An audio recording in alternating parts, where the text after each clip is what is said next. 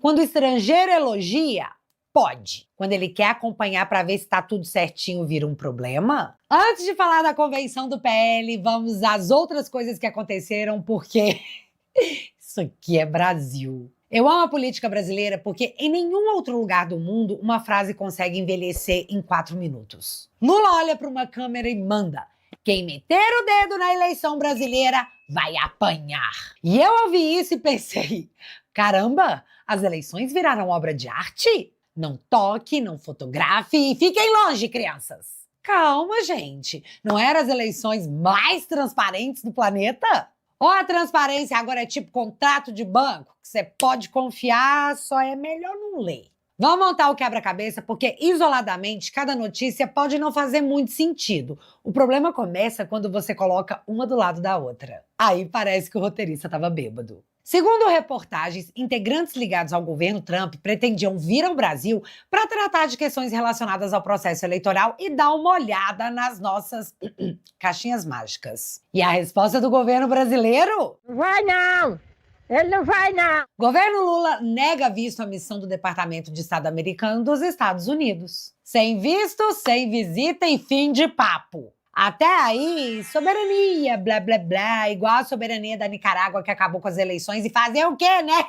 Nicarágua é soberana, o povo que se lasque. Mas é soberania. Só que aí a minha memória começou a me atrapalhar porque lembrar das coisas dá problema em Brazuela. Vamos para 2022. A Casa Branca apareceu dando declarações dizendo que o sistema eleitoral brasileiro era confiável, seguro, modelo e que era para todo mundo ficar sussa porque os americanos iriam monitorar as eleições. Naquela época, gringo falando da eleição brasileira era maravilhoso, virava manchete positiva, era quase um selo de qualidade. Então deixa eu entender. Quando o estrangeiro elogia, pode. Quando ele quer acompanhar para ver se está tudo certinho, vira um problema? Vocês não adoram quando a lógica muda de roupa bem no meio da conversa?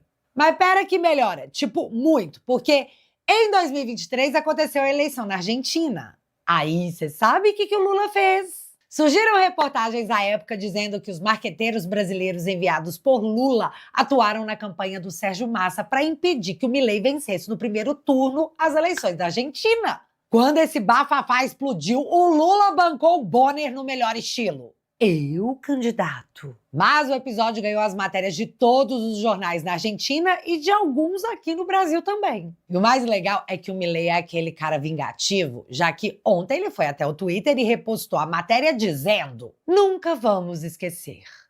Tchau. E se você não gosta do Milei, eu não vou andar com você no recreio. E essa postagem do presidente da Argentina é bem compreensível, já que ninguém gosta de ver presidente de outro país influenciando a campanha do adversário. Então, ele meteu um chumbo trocado não dói? Supera. Mas eu ainda estava tentando descobrir qual é a tabela oficial que estava valendo. Brasileiro participando de campanha na Argentina é intercâmbio democrático. Americano querendo acompanhar a brasileira é interferência. Então, existe um manual, eles só não publicaram.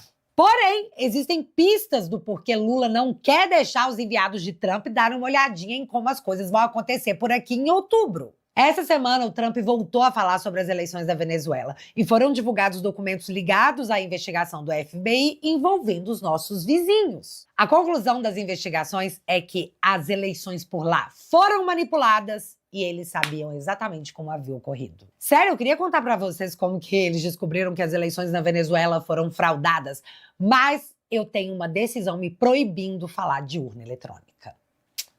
Democracia trans. Aí, dias depois desse ocorrido, surge essa notícia da tentativa de envio dessa missão ao Brasil e o governo brasileiro falando: não, Trump, obrigado, tudo de bom.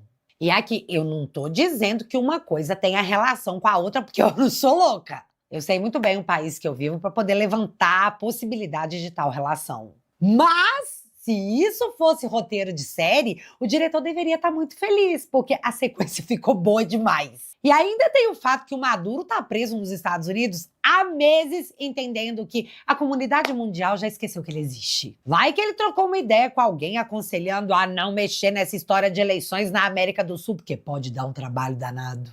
E calma, isso é só deboche misturado com conspiracionismo, antes que alguém peça uma perícia na minha ironia. E ainda falando de eleições, porque, meu amigo, estamos entrando no período eleitoral e o assunto é esse mesmo. Voltamos às falas do Milei, onde ele demonstra sua fúria com a justiça brasileira, que não o deixou visitar um amigo injustamente preso, o presidente Bolsonaro. O Milei lembra que quando Lula estava preso, o Alberto Fernandes, ex-presidente da Argentina, o visitou na cadeia. Mas tem um outro ponto aí. Cristina Kirchner, ex-vice-presidente da Argentina, está presa em domiciliar por corrupção.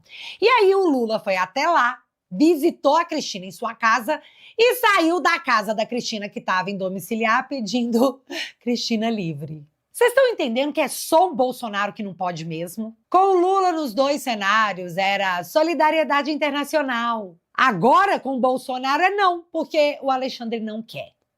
Fim. Vocês estão percebendo que eu nem tô opinando nas coisas, eu tô só colocando as manchetes em ordem cronológica? Quem tá criando esse stand-up é a realidade, que é o que tudo isso se transformou. Um show. Ou você ri, ou você chora. Não tem meio termo. Mas o ponto que realmente me chama a atenção nem é o Trump, nem o Milei, é como a mesma situação muda completamente de nome dependendo do personagem.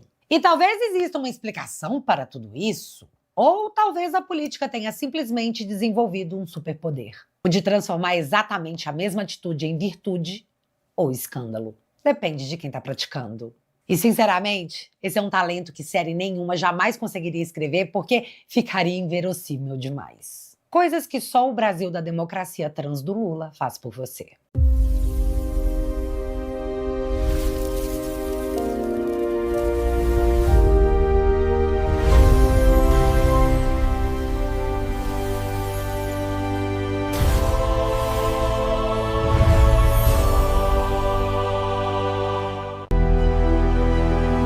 Experience the future. The world's leading displays,